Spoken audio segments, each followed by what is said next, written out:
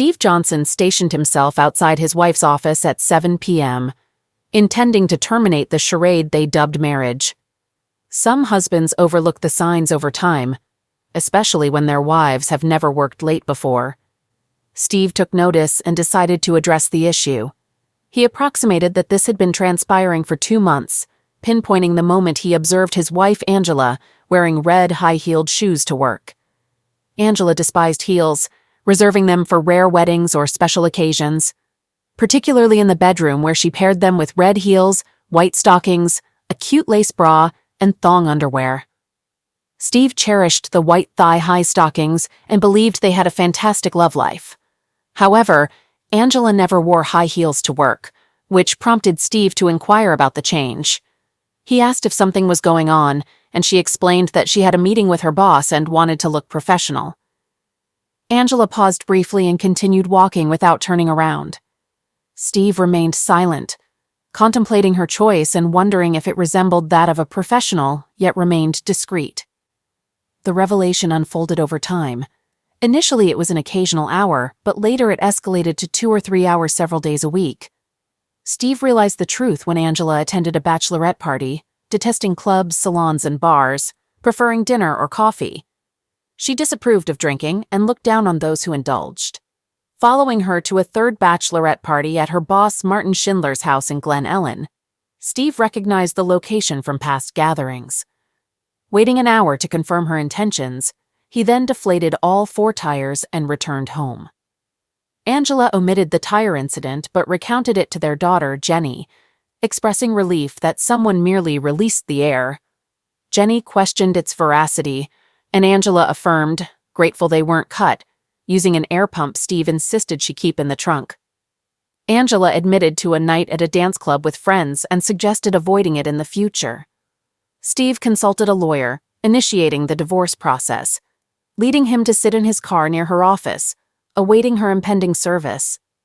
Despite lamenting 21 years of marriage, they produced their 17-year-old daughter, Jenny, Steve's pride and joy. They initially met when Angela, a receptionist aspiring to become a paralegal, assisted Steve with a contract dispute. Dating blissfully for 2 years, they married, and Steve believed in the happiness of their marriage until Angela started working for Martin Schindler. Despite Steve's truck driving job with long hours, they maximized family time, embarking on weekend trips according to Jenny's schedule, filled with sports or other engaging activities. They explored Galena, Illinois, for wineries, and Lake Geneva, Wisconsin, for shopping and relaxation. Angela's betrayal, unnoticed until the revelation of her choice in footwear, severed their connection. As Angela distanced herself, Steve, previously unaware of her infidelity, observed a decline in her demeanor. He recalled the night he trailed her and initiated a conversation. "Why not have dinner and catch a movie today? I have a rare day off on Friday and I'd like to spend time with you," he proposed. She replied, "You know the deal. Fridays are for my girls. They depend on me as their designated driver. Let them manage for one night. With your extended work hours and those nights with the girls, I barely see you. If you had a genuine job that didn't require driving at all hours, we could spend more time together. But you don't. I've endured it for 2 decades. Deal with it. See you later." Without saying goodbye, she left, leaving him speechless. Following her into the garage, he witnessed her departure, grabbed the keys, and hastily followed. Their area had a single exit, involving a maze of streets to reach the exit of their house. Catching up with her on Main Street, he trailed her to Martin's house. He avoided her for the rest of the weekend, deciding to consult a lawyer on Monday. He wasn't seeking a scorched earth approach. He simply wanted a peaceful end to their marriage. Feeling through her words and actions that she no longer desired him, he questioned holding on to the slippery rope. He believed she could have her boss without a fight on his part. He shared this sentiment with his daughter that Monday, disclosing that she was involved with her boss and expressing his belief that she was cheating on him. His daughter, referring to him as Pumpkin, acknowledged the information, stating that she may not have noticed a difference in the last couple of months, but he did. "No way, Daddy, I don't believe it. I followed her to his house. She claimed she was going out with friends, but that's not true. She went straight to her boss's house, but her tires were damaged at the club." No, honey, I did it. Right outside her boyfriend's house, when I realized she wasn't heading to the club. It's hard to believe, Dad. Me too, but it's true. His daughter sat beside him in the car, anticipating the inevitable fireworks. Are you sure, Dad? No chance? Jenny asked. No, Pumpkin, it's over. She broke my trust and tore my heart. I can't tolerate such betrayal. Even if she had a reason, there's no justification for a prolonged affair. What if she got drunk and it happened just once? Maybe if she'd been assaulted, it would be different. No, she chose this path. She betrayed my trust. Trust is crucial with someone you can never love, someone you can't trust. I could never love someone who betrayed me like that. Our marriage fell apart. Jenny glimpsed two men approaching the car from the window. What a fool, Angela Johnson remarked, looking out of their law office window engaged with Martin. She was relieved the office had gold-tinted windows. I can't believe it. He thought he'd smack me to it. There was no love there. It was animalistic in every way. It took him 6 months to attract Angela, grooming her to replace his wife, who just finalized their 19-year marriage's divorce. He was fed up with his ex-wife's complaints, weight gain, and lack of desire. Embarrassed to be seen with her, he finally broke free when his twins left for college. Angela, the same age as his wife, exuded greater elegance. Possessing the toned physique of a 30-year-old, she radiated astonishing beauty. Martin had already upgraded her wardrobe, envisioning her as an exemplary boss's wife. A knock on the window startled Steve. Are you Stephen Johnson? Rolling down the window, he confirmed, Yes, you've been served. Please read the documents carefully. There is a restraining order requiring you to stay 100 meters away from Angela Johnson, Jennifer Johnson, and your family residence. What injunction from Jenny? Jenny grabbed the envelope, reading the divorce headline. She discovered a restraining order and handed it to him. What the hell? He shouted. Oh God, no, Jenny moaned. Daddy, I swear I didn't know. What are you talking about? She handed him the remaining papers. The documentation outlined several allegations: spousal violence, child misuse, aggravation of a minor. Jenny, why? Dad, I swear I had nothing to do with this. This is a lie or a mistake. Wait, how did she know I'd be here right now? That's because I told her. His daughter's admission shattered his heart. When you told me she was cheating on you, I confronted her. She told me she only did it because she had an investigator's report stating you cheated on her. You can't be serious, can you? Have you seen the report? No. You believed her and not me? Did you let her set me up? Baby, why? I love you so much. Why did you do this to me? I asked you not to say anything. I swear, Dad, I didn't know about the restraining order. This misuse is nonsense. I swear I didn't say anything like that to anyone. He cried quietly, not paying attention to her. Please. A moment later, he said, You have to leave now, Jenny. I can't and don't want to be within 100 yards of you anymore, he said quietly. Dad, no, she screamed. Go or I might get arrested. On top of all this, the sheriff is still here watching me. Reading further, he said, Oh my God, they also froze all my accounts. Crap. What should I do now? Congratulations to you both. You destroyed me. I can't even afford to fight her damn powerful law firm with all these bogus claims. I will forever fight in court. Oh God, no. I'll fix everything, Daddy, she said, getting out of the car and heading toward the office building. Martin and Angela concluded their activities and sighed contentedly. It was great, darling, she said. I just wish I had binoculars so I could see his face. As Martin fastened his belt and Angela smoothed out her dress, Jenny stormed into the office screaming, You're a witch! Child misuse, aggravation. What is wrong with you? Jenny screamed. I should have had the advantage, Angela said. I should have struck first. Now he cannot enter the house or access our money for some time. Now I have the upper hand over him. He didn't insult me. I don't know this for sure. You guys are really close, Angela said with a grin. Jenny approached her and asked, He didn't cheat, did he? Of course not. Who needs it? She said with a laugh. You're a monster, Jenny said, and punched her mother in the face with all her might. Angela collapsed to the ground in shock and pain. Martin laughed and said, "Nice shot, girl." Jenny froze, then looked around. She saw bookcases, shelves, and a dirty desk. She grimaced in disgust, looked at Martin, and swept everything off the table. Then Jenny looked at him and calmly said, "You'd better never cross paths with me again, idiot. I can and will hurt you." And she left. "Jenny, wait!" "Damn it!" Angela screamed. Martin said, "That little brat will pay for this."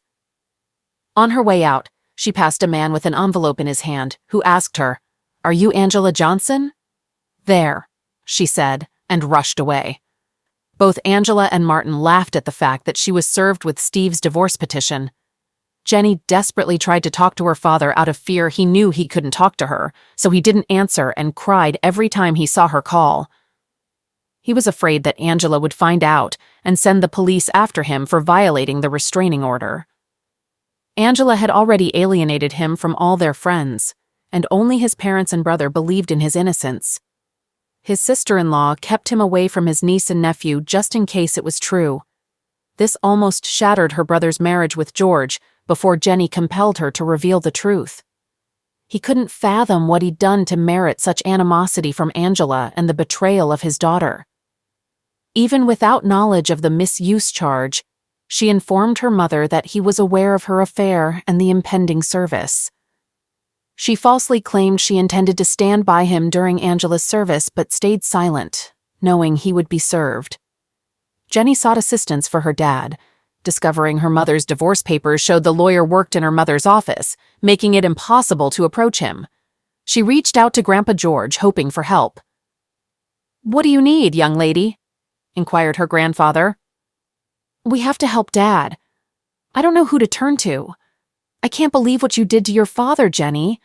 What were you thinking, helping your mother?" "Grandfather, it's all a lie. I didn't do anything. It's all my mom and her lawyer guy." "Watch your tongue, girl." "I'm sorry, Grandpa. I swear I didn't blame him for any of this. I had no idea confronting her would lead to that explosion." "Fine. I'll see what I can do." "Grandfather, is he there? Can I talk to him?" "He can't have any contact until this order is lifted. Every call makes him cry, fearing your mother will find out and involve the police. His lawyer set a court date for the hearing, but nothing can be done until then." Jenny, in tears, said, "Grandpa, tell him I love him and miss him." "I'll convey the message if I see him." Jenny hung up and cried for minutes. When she composed herself, she entered her mother's room, tossing her underwear and new clothes down the stairs. Carrying a heap of clothes outside, she threw them in the front yard. Some outfits still had tags. "Screw you, Mom," she said and fetched lighter fluid from the barn. Pouring it on her clothes, she lit them with matches. Realizing her mother would return soon, Jenny sat in a lawn chair roasting marshmallows over the burning clothes. Angela, pulling into the driveway, saw Jenny and screamed, demanding an explanation. "No, Mom, I've lost my mind. I decided to make you pay for the days Dad can't talk to me.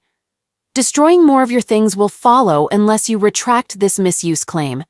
If you touch me, I'll report your misuse, and also let everyone know your boyfriend asked me to show my underwear." "Don't worry, Mom. Things will turn into smoke until I talk to him." "Damn it!" Angela exclaimed as she entered the house. She dialed Steve, but, as expected, he ignored the call and deleted the message unheard. Shortly afterward, a fire truck and police car arrived in response to a neighbor's fire report. A policeman and a firefighter approached Jenny. "What's happening here, young lady?" inquired the officer. "My mom wanted to discard clothes she'd outgrown and told me to burn them at the stake," Jenny explained. "Apparently you can't have a fire in the front yard." "Is your mother home?" he asked. "Yes, sir. I'll use a hose to put it out if you want," a fireman offered. "Did you use anything to light it, or did you just set the clothes on fire?" "A whole can of lighter fluid," she proudly admitted. "We don't have water, but we've got some sand. I'll fetch it," the fireman said. While he dealt with the fire, the policeman rang the doorbell. Angela, prepared to confront her daughter, realized it was the police. "We'll handle the fire. It's not a big deal, officer," Angela said before he could speak. "Ma'am, did you know it's against city ordinance to have an uncontrolled fire in your yard?" "No, I didn't," she retorted through clenched teeth. "Here's your fine, just pay it. No court appearances required. Next time, ma'am, consider donating unwanted clothes to Goodwill. Less fortunate people could use them." She closed the door. Angela's lawyer attended a restraining order hearing the following Monday, choosing not to renew it, aware it was falsely obtained. It served its purpose, buying time and tarnishing Steve's reputation. Steve's lawyer sought charges against Angela for perjury. The judge, lacking conclusive evidence of false pretenses, dismissed the perjury claim. Though the restraining order was lifted, it offered little comfort to Steve, deeply depressed by false accusations, frozen assets, spousal betrayal, and most painfully, his daughter's betrayal. Struggling to make ends meet, he took leave from work, battled drinks, and lived in misery. In the afternoon, when Angela and Jenny were absent, Steve visited his house. Despite changed locks, the garage door opened. He found his belongings in boxes and garbage bags, noticing Angela had left the wedding album and family photographs.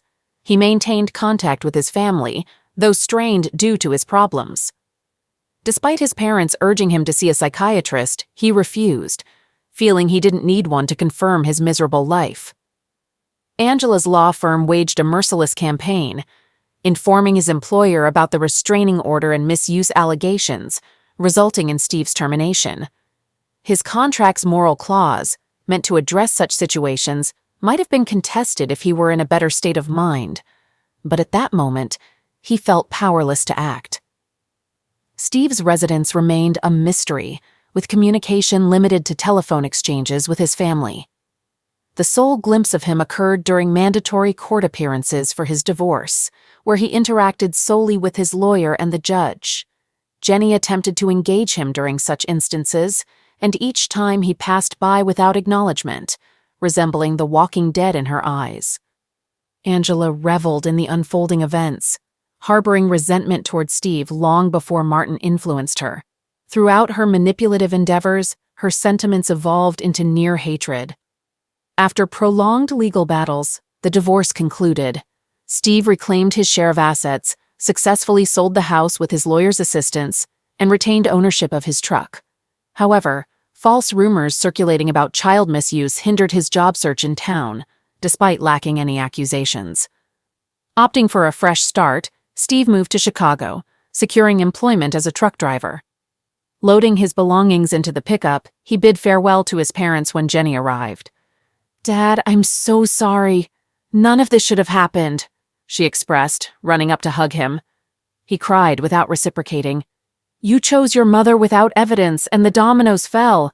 I had to file first to catch her off guard. Now you understand why." "Daddy, I didn't know. I'm sorry. I'm leaving now. This false accusation of child aggravation just won't go away once you're accused of something like that. It's a stink you just can't wash off. Someday your mother and her lover will pay for this. Goodbye, Jennifer. I loved you more than my own life." As her grandmother hugged Jenny, he seized the opportunity to get into the truck and drive away. "Angela, will you marry me?" Martin proposed on the day the divorce finalized. "Yes, Martin, oh yeah," she cried and hugged him, causing a scene in the restaurant. "Let's go to your house and celebrate," she suggested after settling the bill. Eager to move in and remodel Martin's big house, Angela planned to discard the tacky furniture and curtains chosen by his ex-wife. Their first purchase would be a new bedroom set. As they left, Martin laughed at the sight of his ex-wife, Carol, having dinner with her parents.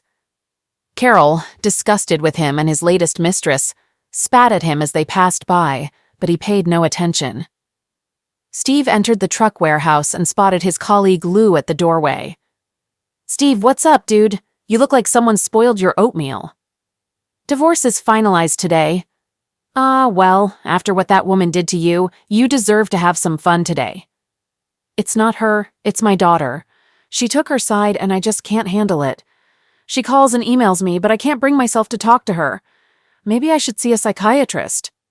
"Perhaps you should let off some steam," a voice chimed in from behind them. "Hello, Mariana." "That's not a bad idea," Lou added. "Ha, who needs my dried-out old self?" Steve remarked. Marianne leaned over, whispering words of affection to him, and then gracefully walked away, leaving the onlookers admiring her as she departed. Encouraged by his friends, Steve expressed his readiness to pursue Marianne, stating that she was his new partner and they should hit the road. Their initial date included dinner, a movie, and a visit to Baker Square for coffee and cake.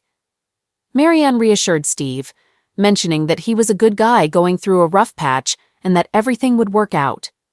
Reflecting on his past, Steve shared with Marianne that, for a long time, he couldn't fathom what he did wrong and couldn't understand his ex-wife's aggression during the divorce. He expressed that she was terrible, but it was all over now. Holding her hand, he advised her to look forward, not behind, and promised to make it worth her while. With a smile, he squeezed her hand and suggested they go, while Marianne pulled him in for a kiss upon their exit. She then proposed if he wanted to see her bedroom. Steve regretfully replied that he wished he could. However, Marianne, undeterred, took his hand, leading him to her bedroom. Bathed in the soothing bluish tint of moonlight, they kissed and undressed slowly, intending to savor every moment. Marianne eventually lay on the bed, and Steve knelt on the floor. Expressing his perspective, he remarked that her loss was his gain, and he intended to take advantage of it. He kissed her, mentioning that he was available any time. A week or so later, a man dressed in black approached the back door of a posh house in town. Expecting to break in, he smiled when he found it unlocked. Stealthily navigating through the house, he reached the room he sought. The room was well equipped, thanks to a Facebook photo of his target sitting at his desk. The arrogant man had it as his screensaver. The closet was behind and to the right of the desk, with the room dimly lit by a desk lamp. Though the closet door was closed, he could still see the room well. Opening the door behind the counter, he waited.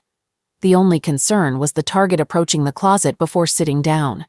It might complicate things, but he remained confident the job would be done, with a perfect alibi ensuring his safety. Martin Schindler entered his home office, glancing at the computer monitor angled on his desk, with his back turned to the cabinet. The uninvited guest cautiously opened the closet door and stealthily slipped away. Upon hearing the noise, Martin looked up and discovered a weapon pressed to his head, followed by the pulling of the trigger. Subsequently, the pistol was placed in his hand, and a note was left on the table that simply stated, "Price paid in full." The shooter swiftly exited the door after leaving the note. Upon returning home from the store, Angela entered Martin's office to share the new bedding she had purchased. She screamed at the sight of his lifeless body in the chair and immediately retrieved her cell phone to call emergency. While observing the weapon in his hand with a note on the table, she refrained from touching it. Reading the message, she received a shocking revelation. "No, Steve, no." In distress, she screamed, questioning, "What have you done?" Detective Devontae Jordan received a call and hurried to the Schindlers' home. On arrival, he saw a weeping woman in the living room, with crime scene investigators moving around the office. While scanning the scene, he noticed a new set of golf clubs in the corner and commented, "Good clubs indeed." Continuing his examination, he observed the weapon still held in the sufferer's right hand. Asking one of the first responding officers, he inquired about the current situation, learning that it was an apparent self-inflicted weapon shot to the head. The sufferer was lawyer Martin Schindler, a homeowner, with Angela Johnson as the bride who found the body and called emergency. There was a typed note on a computer, unsigned, consisting of just one sentence. Detective Jordan handed a plastic bag with the note, frowned, and questioned Angela about its meaning. Angela clarified it wasn't self-destruction. Her ex-husband, Steve, eliminated him. Martin disliked weapons and didn't own such a firearm. Angela believed Steve did it because he felt Martin took her away. She admitted to dating the deceased while married. Detective Jordan considered potential motives, including resentment from Martin's ex-wife, who might have been angry about being left. Angela provided an alibi for her whereabouts, assuring the detective. On a sunny Sunday afternoon, Detective Jordan visited Steve Johnson, asking about his whereabouts the previous night. Steve explained he was driving a rig through Rockford, arriving at the station at 9:30 p.m. Detective Jordan informed him of Martin's apparent self-destruction, hinting at inconsistencies. Steve offered additional information, providing his new mobile number for future contact. As Detective Jordan left, he contemplated the oddities surrounding the self-destruction, such as a left-handed person shooting himself with his right hand, typing the note, and the scarcity of weapons marks on his hand. These anomalies troubled him as he prepared for further investigations across Chicago. After the detective departed, Steve took a seat at his kitchen table when Lou asked him what all of it meant. Steve chuckled, remarking that he couldn't believe his ex-fiancée had committed self-destruction. Lou expressed his hope that his alibi checked out. They laughed and clinked beer bottles in a toast. Angela, seated in the front row at the funeral, mourned the man who effortlessly took her from her wonderful husband. Tears flowed for the man who persuaded her to participate in a nuclear attack and execute a good man for change. She was deeply in love with her truck driver husband until she transferred to work for Martin. He targeted her, immediately wearing her down with snide comments about truck drivers and flippant remarks about him during trips. It was too easy for Martin. He planted a seed she had neglected due to Steve's long days and sometimes nights on the road, and it grew. Angela couldn't decide if she cried for her fiancé's loss or her husband's and the breakdown with her daughter. It all seemed like a waste of time. She didn't hear or care if the room buzzed around her. She didn't notice the looks Martin's ex-wife and daughters gave her. They blamed her for his pass away. "You could come to the funeral and pay your respects," Angela said, approaching her daughter, home for the weekend from college. Jenny looked at her intently and said, "How dare you tell me I should respect the man who destroyed my father? Forget you! I shouldn't even call that piece of garbage a man." She slammed the door as she left the house, taking the long drive back to college in La Crosse, Wisconsin. Detective Jordan sat in a meeting with his boss discussing the lack of progress in the case. All the suspects' alibis are verified. Steve Johnson's truck tracker shows no stops on his way from Madison to Chicago, and the timing was correct. The warehouse team identified him as the driver. Angela Johnson's receipts and surveillance place her at Macy's, Victoria's Secret, and Starbucks, as the medical examiner's window showed. At the time of her pass away, Schindler's ex-wife and daughters had dinner with her parents, brother, and sister-in-law in honor of her birthday, said Jordan. "Was it your ex's birthday?" the commander asked him. "No, they were just celebrating it. Heck, I even checked on Johnson's daughter, and she was at college over 3 hours away in Wisconsin." "Is there a chance it was self-destruction?" the commander asked him. "It's possible. It just seems to me that it's not true. Well, with no suspects, no motive, and no concrete evidence that it was even a slaughter, let's close it as a self-destruction." Jordan nodded and left the room, upset. 6 months later, Angela invited Jason Davis to dinner. It was their third date, and Angela got him into bed. After a passionate night, Jason went home. He opened a bottle of beer before going to bed and sat down to check his email. As he sat at the kitchen table, a weapon was pointed at his head and fired. They put a weapon in his hand and left a note. "The price has been paid in full." Detective Jordan walked through the apartment and into the kitchen. Before he could speak, he was handed a self-destruction note. "Well, damn, it looks like I was right about something else. Now I just need to find out who the hell did this," he told the officer. "Any fingerprints, Mark?" he inquired of the technician. "Yes, but if I had to guess right now, I would say they are the sufferers." "Are there any witnesses who called the police?" Jordan asked. "A neighbor heard the shot and called emergency. No one saw anyone enter or leave?" "Of course not. How did they get here? No broken locks or windows? It looks like a balcony to me." The sliding door was not locked. The sufferer probably wasn't worried about this since he was on the second floor. Although it wouldn't be that difficult to climb up. I would say that anyone of fairly average height could jump, reach the bottom, and pull themselves up. Average height for a man or a woman? Average man, tall woman. "Where is this guy's phone number?" Jordan asked. "Packed, here." Jordan used his gloved hands to find the last call on his phone. "Just had to check." The last call was made to Angela. "I'll be shocked if she's not Angela Johnson." After the usual condolences and pleasantries, the detective got to work. He inquired of Miss Johnson why her lovers seemed inclined towards self-destruction. Miss Johnson responded that she believed it was Steve who was punishing her and confirmed she had been at home all night, with her alarm system serving as verification. She explained that the alarm system detected doors and windows opening and that she had activated it when Jason left the previous night, deactivating it only upon the detective's arrival that morning. She affirmed that the system had remained on throughout the night. When asked about her theory implicating her husband in the apparent self-destructions, she maintained her belief, stating she couldn't imagine anyone else being responsible. The detective queried about her last communication with her husband before the divorce, any signs of him following or contacting her, to which she responded negatively. She remained convinced it must be him, despite lacking evidence. After concluding his questioning, the detective asked about her height out of curiosity and offered condolences once again before leaving, requesting her to remain nearby for further inquiries. "Is it the same note the chief asked when Jordan returned to the police station?" "Yes, sir," Detective Jordan said.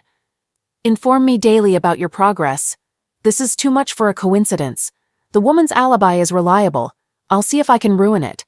But we'll see. I'm going to see her ex-husband now," the detective said cautiously.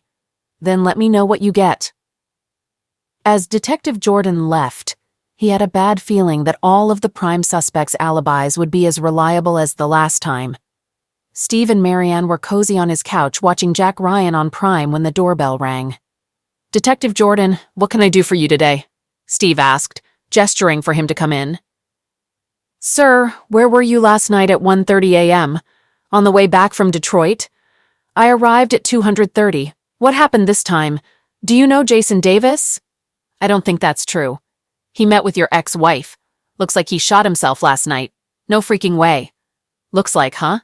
Maybe she's a liquidator, a black widow, or something like that. Maybe. Thank you. If I need anything else, I will contact you." Steve laughed as he closed the door. "What was all that, baby?" Marianne inquired. "It looks like another of my ex-wife's boyfriends has died." "Oh God," she breathed, raising her hand to her mouth. "Yeah, thank God I have an alibi. I hope whoever executes idiots keeps choosing times when I'm on the road." Steve's cell phone rang. He looked and saw it was Jenny, so he ignored it. Marianne frowned and said, "Will she never have a chance? I don't understand why I need this. She misses you." She turned to me and we talked. "What?" he shouted, standing up. She reassured him, urging him to relax, emphasizing that she wouldn't intervene in his decision and that ultimately he had to live with it. She mentioned that his ex-friend still followed him on Facebook, having seen a recent tag at a sushi place and expressing happiness for him. She informed him that his ex-friend texted her to inquire about him regularly and expressed a persistent desire to communicate with him. She recounted how his ex-friend called her weekly for casual conversations, showing interest in his activities and whereabouts. She described how his ex-friend admired her control over his schedule and appreciated the assurance that he would always be home when needed. She reminisced about their discussions regarding his travels and experiences on the road since childhood, including early morning returns and shared breakfasts filled with tales of his trips. He sighed, recalling these memories fondly. "Marianne, I love you, but please stay away from this." She hugged him and said, "I'm not involved in this. I will never drag you into anything. Everything depends on you." I told her straight out that I wouldn't put you two together. He nodded, hugged her tightly, and stopped the show. "I just don't have anything that could put her at the crime scene, Chief. In fact, there is no evidence that anyone was at the crime scene. No forced entry, no finger or toe marks, and no discrepancies in spatter patterns. If it weren't for the identical notes, I would have closed them both as self-destruction." Jordan informed his boss about the ex's alibi, to which the commander inquired if it was tightly secured. Jordan likened it to a nuclear reactor. Later, they discussed Schindler's ex-wife's whereabouts, noting she was seen on CCTV at a club with her new partner while her children were at school. 2 years afterward, Angela shifted her dating habits, deciding to avoid dating men repeatedly after incidents of self-destruction. However, she continued engaging in casual encounters, but reconsidered after contracting an STD. Wanting to settle down, she began dating Lance Forrest. After a month, their relationship became public, though some considered her approach careless. Unfortunately, Lance was fatally shot while watching a ball game at home. The weapon was discovered in his hand along with the same note as before. He answered his cell phone and was greeted by Detective Stan Anson from Schaumburg. Anson asked if there were any unsolved cases that might be connected to his. Jordan confirmed there was one related to fully paid self-destructions. Anson mentioned he had such a case, which surprised Jordan. Anson asked about any connections to Angela Johnson, who was revealed to be the deceased's girlfriend. Jordan inquired about Angela's ex-husband's alibi, which Anson confirmed was solid, as he was passing through Madison at the time. Anson stated Angela was alone at home, her security system providing an alibi last time. This time, Angela had ordered Chinese food, delivered within 30 minutes. The shooting occurred during this time frame, according to a neighbor's emergency call. Despite the proximity of Angela's house to the deceased's apartment, they couldn't see how she could have committed the crime within that window. Jordan agreed with the assessment. They decided to meet the next day to compare files. However, despite their efforts, all alibis remained unbroken, and no new suspects emerged, leaving the cases unsolved. Steve and Marianne sat in the Great Hall watching Jenny as she walked across the stage to receive her bachelor's degree. Steve beamed with pride and had to wipe away the tear that threatened to roll down his cheek. Marianne tightly squeezed his hand and kissed it. After the ceremony, as they headed to their car, Marianne expressed her desire for him to call someone he loved very much. He declined, explaining that the person had chosen to side with her mother rather than him, and only regretted it later when she felt guilty about her mother's actions towards him. He felt betrayed by her lack of support and emphasized the repercussions it had on his life. Marianne acknowledged his feelings. He reiterated that the person had made their choice, and they all had to accept it. Marianne frowned at his resolve, holding his hand and questioning if he had been as stubborn before the divorce. He admitted he had not been anywhere near as stubborn. 5 years later, Angela and Jenny sat in the front row of the funeral home's memorial room. It was a large turnout for Steve Johnson's wake and funeral procession. Steve died of pancreatic cancer 4 weeks after he walked Jenny down the aisle at her wedding. He had a few new friends and colleagues who appeared, but he did not regain a large network of friends after the divorce. Most of his old friends, neighbors, and colleagues came to pay their respects to a good man they knew and had lost touch with over the years. His girlfriend Marianne was there. They never got married. She tried very hard not to spit on Angela for the pain she caused her man. His best friend, Lou DeMarco, regaled Jenny with stories about the last years of her father's life. He filled her heart with stories she would never have known. Marianne was the one who ultimately persuaded him to heed Jenny's words and reconcile when he received a terminal diagnosis. For years he had discarded letters, deleted emails, and ignored calls from Jenny. Their reunion was impeccably timed, knowing these were his final months. Jenny rescheduled her wedding day, incurring substantial costs due to increased fees for urgent arrangements, to fulfill her deepest wish, her father giving her away. Their tearful reunion and walk down the aisle granted Steve one last peace of mind before succumbing to his final battle. His last words expressed gratitude to Marianne for reuniting him with Jenny and an apology for never marrying her. She understood and never pressured him into marriage. They were already content. Marianne conveyed to Jenny how he always missed her and regretted not contacting her years ago. When her mother inquired, Jenny shared moments of their reconciliation, stating, "He attended my graduation, discreetly in the back rows. Marianne was with him. He followed my career, proud of my achievements as a detective in Streamwood. Clippings from the Herald adorned his walls. He cherished your accomplishments, calling you a crime scene expert." Marianne confirmed, "He said it was because of all that stuff. When you were little, you all watched Columbo and criminologist shows together. He hoped you would make it to Chicago or some other big city and have more important things to do." Jenny smiled through most of the wake, listening to stories about her father's life post-divorce. She was pleased to finally meet Marianne, with whom she still spoke from time to time. His new life seemed as good as it could be, and he died a contented man. After the funeral, she said her last prayer, thanking God that he had finally found peace. Angela attempted to reconnect with Jenny during the wake and funeral, but ruined everything at the after-service lunch with an ill-timed comment. Alone after everyone left, Angela remarked, "Jenny, I finally found peace." Shocked, Jenny responded, "What are you talking about, Mom? I've avoided relationships for years, fearing Dad would damage them. He was acquitted by the police." Enraged, Jenny declared, "You worthless cow! Now you're happy he's gone so you can have fun. I had hoped you changed, but now I hope you rot in hell." Angela winced, attempting to explain, but Jenny cut her off, saying, "The next time I see you, Mom, is when we get your fat back in the ground." Despite Angela's pleas, Jenny concluded, "Goodbye, Mom. Good luck in your bed life." This marked the final exchange between mother and daughter. 10 months later, Angela and her boyfriend, Charlie Harlan, had dinner at an upscale steakhouse. Charlie expressed his appreciation for the wonderful 8 months they had spent together.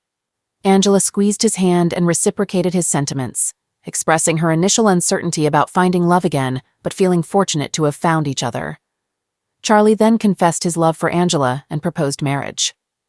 Angela took a deep breath and accepted his proposal. At that moment, she thought to herself that he was dead, and she had nothing to worry about. A week later, Charlie sat on his back porch contemplating his impending wedding, and Angela moving in with him. He drew deeply from his Cuban Monte Cristo No. 2 cigar and exhaled the smoke. As he sighed contentedly, a weapon was pressed to his temple, and the trigger was pulled. A pistol was put in his hand, a cigar was set in an ashtray, and a note was left under a heavy ashtray on the table. "The price has been paid in full." Angela ended the call with Detective Jordan, her face wet with tears. After the emotional conversation, she went to the bathroom, grabbed a bottle of sleeping pills. Though she didn't need it for a while, she always kept it handy, walked to her mailbox, placed an envelope in it, and raised the flag for outgoing mail. Lying on the bed, she reflected on her wedding to Steve, the beautiful day it had been, her pride in Jenny's career, family vacations, and park trips. She regretted never meeting Martin Schindler and ruining her own life. Finally, she prayed to see Steve soon. Placing the note on her chest, she fell asleep for the last time. Her note read, "My price has been paid in full." Jenny arrived home with mail and a bag of groceries. She restored everything to its place, hung her keys on the hook, and kicked off her shoes. Blake, her husband, wouldn't be home until nearly midnight due to his second shift as a cop. To savor the quiet of the house, she uncorked a bottle of California Cabernet and poured a full glass. After a sip, she approached the stack of mail and noticed a letter. Shocked, she screamed upon reading the sender's name, Angela Johnson. Tearing it open, she read her mother's final message, realizing the true meaning behind her mother's self-destruction. "Wow, Mom, wow," she uttered to the empty house. She dialed Jordan on her mobile phone. "Detective Jordan, it's Jenny Stanger, daughter of Steve and Angela Johnson." "Hello, young lady. Sorry to hear about your mother's self-destruction." "Thank you. At least you don't have to investigate." "Yes, what can I do for you, Jenny? I got a letter from my mother, a confession." "What?" he shouted into the phone. "A confession of all self-destructions that were actually slaughters. Clearly she was crazy. I can't believe this. Jesus Christ. Okay, come and meet me at my site as soon as you can."